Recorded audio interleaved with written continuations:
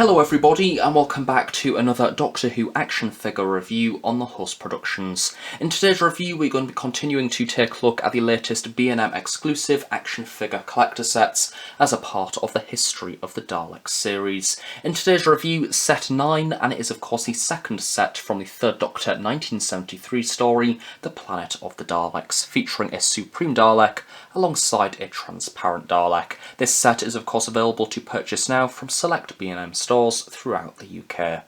The packaging for the History of the Daleks set 9 once again uses the same elements which have been seen throughout the entirety of this series so far, however also contains one big change. At the very bottom we have the title of the set as well as the usual B&M limited edition sticker. And in the corner we have the Character Options logo as well as a red box out which draws attention to the fact that this is the second set from the 1973 story, Planet of the Daleks. In the top corner we have the stacked variation of the Doctor Who logo as well as a little bit of Gallifreyan text. Just below this we have the usual TARDIS graphic. As per usual, the sides of the box also contain a TARDIS design. And you guessed it, at the top of the box we have the same details repeated once again, and at the bottom we have the regular company information. As per usual, the back of the box continues exactly the same style guide, including a story synopsis for Planet of the Daleks, as well as a behind the scenes description about the Dalek props themselves. As always, I really like this, it makes the product feel like a more collector's piece. A little bit of a warning, in a second I'm going to be going on quite a big rant about this awful new packaging, so if you are someone who simply does not care about packaging with action figures, then jump to this timecode here to go to the figures themselves. Right then, elephant in the room time. I'm using this footage for both of the reviews for these products because we have this new inclusion of a plastic kind of clamshell around the Daleks themselves. I can't think of a polite way to say this, I absolutely hate it. I really do. I think it looks really ugly and it is definitely a downgrade from the previous releases. Not only does it make the actual cardboard of the box around the sides here feel incredibly flimsy and cheap, I also think it doesn't really make the Daleks actually look good. If anything, it distorts the view of the actual product itself and it makes it hard to actually see those various problems such as paint leaks. I can't lie, it really puts me in the mindset of those really cheap mass-produced kind of Poundland toys that you used to get in the early 2000s. It's also quite a major bummer for those of you who like to take your Daleks out of the box and then put them back in again as if they've never been opened for display, because once these Daleks are out it will be pretty difficult to make the box look the same, because it's like how the figures used to be in like 2006 and 2007. You could argue, well, just buy two, one to have open and one to have not open, but thankfully it saves me the double dip because I really don't like the way that this looks, so frankly I don't think I would actually want to display this in its packaging on the shelf anyway. Although of course it is only fair of me to mention the main reason why this has been done, and it is to make the packaging 100% recyclable, which is incredibly commendable and good for the environment. It's just a shame because personally for me as a collector, I now no longer really want to display these figures inside the box. So it has also meant that the backdrops are now no more, which personally as a collector who's collected the classic series since its origins in 2008, the backgrounds are in fact something that I really look forward to when collecting these Daleks, because I have the original versions, these are just amendments from them, so the backgrounds are something that I really look forward to getting. It makes the figure look unique and exciting in its box, but yes, that is now sadly gone as well. So for me personally as a collector, in my opinion, there's not really too much going for these products anymore, actually keeping them in the packaging. And yes, I can completely appreciate some of you probably think that I'm just being a miserable git, and yes, I probably am. It's just cardboard at the end of the day. It's not the end of the world, it's a shame, and it's something that I've liked, and yeah, so I can understand if you do like this design, and I can understand if you really don't care. Either way, it's opinion. I feel like especially for this review I should have changed up the background so it was a solid black or something like that so we could actually see this figure. So first up we're going to be taking a look at the transparent Dalek from Planet of the Daleks. Now this is a very unusual Dalek, and one of which, that I'll be honest, when it was first announced I really wasn't fussed by it. As soon as I seen it in the shop, in fact it was the last one left in the shop because the rest of the stock was completely bought up, so I very nearly lost out on this set. I absolutely love it. I really do. I love the look of it in the packaging, and now that I've got it out of the box, it looks great because there's something about it that's just weird and kind of reminds me of the Daypole Daleks. Something that I would like to make clear before we take a look at this Dalek's details is that my camera absolutely hates it, because there's something there to focus on, but there's not something there to focus on at the same time, so it's certainly playing to the invisibility aspect well. So yes, apologies if some of the shots within this review are ever so slightly blurred, because I'm trying my best to get the camera to focus, but it really doesn't like it. We can't avoid the fact that this is once again a Dalek sculpt, but this time it's just in a transparent plastic, and there's not really too much else to it, so it has exactly the same details to usual. So starting off at the very bottom, from what you can kind of see, it might be a little bit difficult. We have obviously the transparent fender. This has once again been divided up into the two sections. Of course, usually on a normal Dalek this will be rather easily defined, because normally the two sections are painted two completely different colours, but this time it is all faded into one. You guessed it, the same can also be said for the skirt piece as well. So basically the entirety of this is also clear, including each individual sort of hemisphere section, something of which that apparently initially put them off releasing this Dalek many years ago as a part of the Sound Effects Daleks range, as well as other various releases, is that you can kind of see the inner construction workings of the Dalek. And yes, you kind of can, for example, a few screws and things there, especially towards the bottom where it's kind of fixed together in its various parts. But you know what, I don't mind. I think because of the way that the plastic has been used, it kind of has this almost frosted finish, meaning that the Dalek itself isn't 100% clear. It's certainly not like the glass Dalek from Revelation of the Daleks. It just has a rather unusual kind of milky finish to it, which I think definitely hides some of those more clunky and ugly looking inner components. One of the places where the internal components do stand out quite a lot is at the very base of the Dalek, so as per usual this is exactly the same sculpt, so we have some company information stamped on there, but some of those details that would otherwise go overlooked do stand out quite a lot. So we have these screws at either side, the metal beam which holds the two back wheels together, and then also this smaller beam here in between the rolling wheel at the very front. To be honest, seeing this stuff really doesn't bother me, because it makes the Dalek look visually interesting and quite cool. So it's one of those things that can't really be helped, and I love the fact that they've actually even gone through the effort to even make the wheels transparent so it sticks in with the rest of the Dalek. Moving further up the Dalek now to the midsection, even though this is clear, we do have the addition of the usual slats, so this is very difficult to see, but we do have the various rivets on each one, including the mesh texturing in between. One thing that I was really pleasantly surprised by when I got this Dalek was just how clear the ball joints are. Again, this is one of those things that I thought is going to stand out a lot on a clear Dalek, but on the actual product it really doesn't. They fit in very nicely. As you would expect really, the Manipulator Arm is exactly the same sculpt to usual, except this time it has been cast in a transparent plastic, so you have exactly the same details. The long pole, that small section just before the sucker itself, and then of course the same detail on the Manipulator Arm end piece. And the same thing can be said for the gun as well. Exactly the same details to usual, although you can't particularly see them. So we do have the various poles. I don't know if it is just my eyes, but the gun itself does appear to be in an ever so slightly more yellowy tinted plastic, which, you know, I don't mind. Something that I'm really pleased to see is the really flexible appendages of this set is something that seems to be remaining exclusive to this set, as this set that was released alongside it is perfect. All of the appendages are the same plastic to usual, so I don't get that fear of bending the eye stalk and the Manipulator Arm as much as I do with this set. If you are someone who has been collecting the classic action figure series for quite a number of years, you've probably noticed that the quality of the plastic on the B&M exclusive releases aren't as good as this line used to be. It's not as high quality, so I'm quite interested to see what this Dalek is going to look like in the future.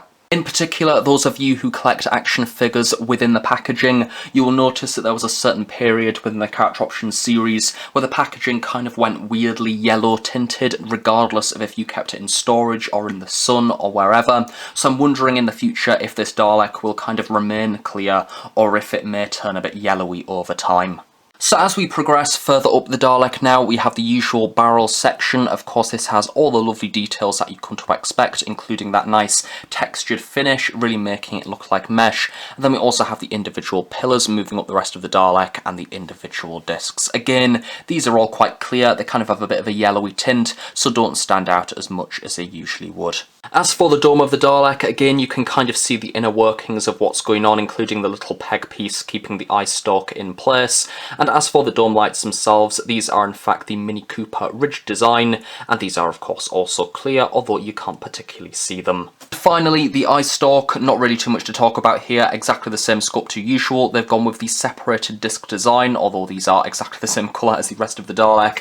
And we also have the end, which I do believe you can ever so slightly see a pupil if you hold it up to the light, but again, you can't particularly see it too much. There we have it, that is the clear Dalek. What do I think of this Dalek? Well, it's exactly what it says on the tin. It is a Dalek that we've all seen many times before, except it is transparent. And I think it is definitely a very striking Dalek, and it will certainly stand out on the shelf, which is rather unusual, given that it doesn't have like a vibrant colour scheme or anything like that. And I love the fact that it reminds me of the more quirky style Dapol Daleks from way back in the day. Of course, initially, this Dalek was initially released as a part of the 50th anniversary Dalek series, Dr. Dalek 2-packs exclusive to Toys R Us. The initial Toys R Us release kind of had this unusual black splatter design at the very top to represent where the third Doctor kind of uses the spray to reveal the Dalek in that really cool cliffhanger. I like the fact that this Dalek is different for those of us that have that initial release. It kind of maintains the rarity and collectability of that initial version, whilst also supplying a brand new Dalek to add to the shelf, meaning you can have a nice and varied collection. So the second Dalek of the set is of course the Planet of the Daleks Supreme. Now this will look excellent alongside the previously released History of the Daleks Set 8, as within that set we had 2 drone Daleks, so now you can have this figure to stand in and command. Very much like how I mentioned earlier on in this video, of course this is exactly the same sculpt to the original release from Dalek Collector Set 1, however there has been some notable paint application changes. So firstly, let's take a look at some of those differences. So I would say one of the most notable changes for this 2022 Supreme Dalek compared to the original is the dome lights. Now these are a rather unusual design as it is, of course, its jam jar-like shape, rather similar to that of the Peter Cushing movie Daleks, and as a result quite unique for TV Doctor Who. These have been cast in a purpley kind of transparent plastic, unlike the original release which had a rather lovely glowing red kind of pinky finish. Looking a little bit closer, as you can see, there is a smaller piece of plastic which connects the light itself to the dome. Now on the original release, this actually had a little bit of paint application, I do believe a black or silver design. Sadly, this is not present on the 2022 version. I've looked at a number of images of this Dalek from Planet of the Daleks, and to be honest I can't really decide which colour is more accurate. However, because the original release had more precise and detailed paint application, naturally I do prefer that one a little bit more. Something to maybe watch out for with this Dalek, and something that I noticed when I first opened it, is that these bulbs are actually made of quite a flexible plastic. As you can see there, they do move ever so slightly, so yes, I do definitely recommend checking these before purchasing if you are able to purchase this Dalek set in store, just to avoid getting a bulb, say for example, that's been smashed off or something like that. So now moving on to the eye stalk for this Dalek, and again we have a brand new sculpt. I feel like this Dalek has to do everything differently. So yes, the eye stalk itself is actually quite a lengthy design, bringing in a regular Dalek. As you can see there, it does considerably dwarf it by quite a length, and the paint application this time round has actually received a little bit of a change. It's unsure if this is actually more accurate. There are a few reports that say that the original is more accurate to the on-screen prop. Both of them start off at the very bottom here with a little bit of black paint application connecting the eye stalk to the dome, which is a rather crisp detail, and the rest of the eye stalk itself, the actual stalk, has been given a silver paint application, with the discs following that usual space design. These have been given a rather lovely glossy black. As we move towards the end, we have this rather bulky torch-like section. On the original, the red that has been used is a lot more vibrant, and we also have a white section towards the end, and not this silver banding which is seen on the 2022 version. And then turning the figure face on, as you can see, we don't have any pupil or anything like that. We simply have a giant white circle and the red running around the side, again looking considerably neat, although not as accurate as the original. Neck bin for the Dalek is of course also one of the big selling points of this set, because it's pretty much the only Dalek in Doctor Who history to sport this design, making it incredibly hard to customise if you didn't have access to this sculpt. So you have these discs running around the side with the ever so slight subtle suggestion of what look like rivets in the middle as well, and then normally where you would have the mesh and the various poles leading up to the dome, this has just been replaced with a rather standard kind of solid black design. It certainly doesn't look as exciting. Very much like how I mentioned within my complete classic action figure series of videos, taking a look at every single classic action figure since the very beginning of the line. I don't particularly like this section of the Dalek, to be honest. I think it's very unusual looking and doesn't particularly fit in with the other Daleks. Moving further down the Dalek now to the midsection, we have what is probably the biggest sculpting change, and that can be seen in between the weaponry. So here we basically have absolutely nothing. Now on the original release it followed another Dalek sculpt that is seen here on the Death to the Daleks set, where we just have this circular shape in the very centre, and that is of course no longer present on this version. So again, it's nice to see these little changes and amendments to retain the collectability of the original version. One of the less notable changes is the colouring on the ball joint on the 2022 version. This is kind of a light grey. On the original release it was more of a shiny silver finish, and as for the actual gun stick itself, this is basically exactly the same design to usual, it's just been painted as silver. As for the Manipulator Arm, this is exactly the same to usual really. If you've got Daleks before, you know exactly what to expect with the silver paint application with the glossy black at the end. As with pretty much all Daleks from the 70s onwards, we have the addition of these slats running around the side. This is a lovely sculpt as ever, and the paint application on this is also pretty sharp. Not really too much paint leak. All of the slats have been individually painted with, of course, the two rivets in the middle as well, and then of course the mesh in between. And so now to talk about the elephant in the room, and it is of course the golden bronzy paint application that this Dalek has, which is considerably different to the original release from 2008. What do I think? Do I like it? Do I dislike it? Do I prefer the original? Do I like this one? I think that generally from an accuracy perspective, I'm not going to get into the debate of if it's more accurate or not, but it definitely looks the part, and what I'm about to say is down to personal preference entirely. But I do like the original a lot more. It's a much more vibrant kind of golden shining colour. It looks incredibly impressive and it really stands out when you compare it to the other Daleks. I think that the colour that they've gone for here is nice. It's kind of a new series bronzy gold design. However, I think it just looks a bit washed out. I think especially when you put it alongside the other version of this Dalek, it looks as if it's been sat in the sun for a good few years. So personally, I'm just not a fan of that sun-bleached kind of tired look. It looks a bit dilapidated, I think. So if you are someone who does have the original, I definitely recommend keeping that in your collection and then maybe picking this one up if you so wish. But I think the original version is definitely the superior model. Again, personal opinion. Just realised by saying that that technically means by default the weird Ice Cube Dalek is technically my favourite figure of the set, which is definitely not what I expected. So zooming in to take a closer look at the Dalek skirt, of course the entirety of the base of this Dalek has been given this frankly stunning glossy black finish, which I absolutely love, and this Dalek without a doubt wouldn't look out of place alongside the Peter Cushing movie Daleks. I do quite love how over the top this Dalek is. As I say, it will definitely stand out on the shelf.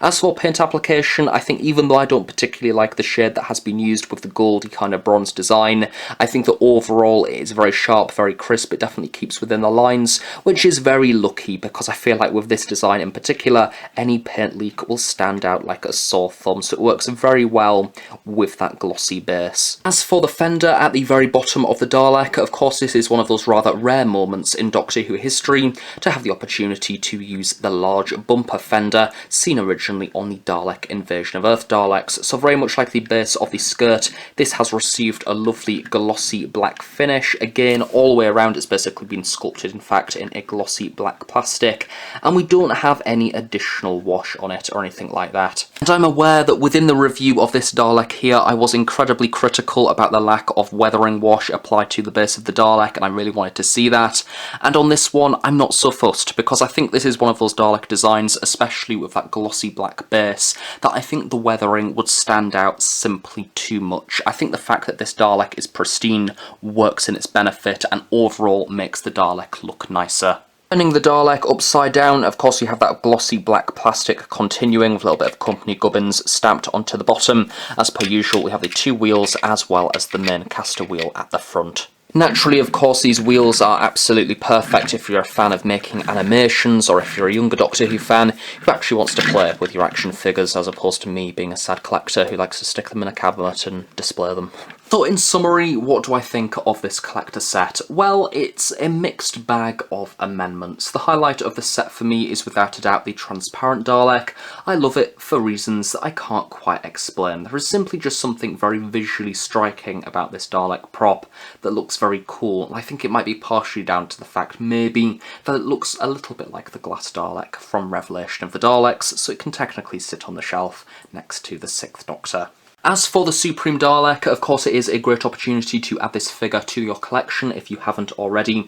However, for me, I just prefer the original a lot more. I think the colours on this version simply aren't to my tastes as much as the original one. I just love the vibrancy of the 2008 edition, and also some of those more intricate paint applications that I really love the first edition for are now sadly missing. The likes of the small detailing on the top of the bulbs, but also the white detailing on the eye stalk. But overall, comparing the 2 Dalek sets from this wave, this one is without a doubt still the superior one. I love the fact that the appendages are now using the proper plastic again. They aren't that annoying flexible seen within the Death to the Dalek set. So overall, it's a great one, especially if you've not been collecting Doctor Who figures for a long time. Although for those of you that have, then you kind of know exactly what to expect of this one. So there we have it, that is my review of History of the Daleks Set 9, exclusive to B&M. What do I think? It's alright. I think that this wave is a little bit of a dead one for me personally. Both of the History of the Daleks sets haven't quite met my expectations, and both of them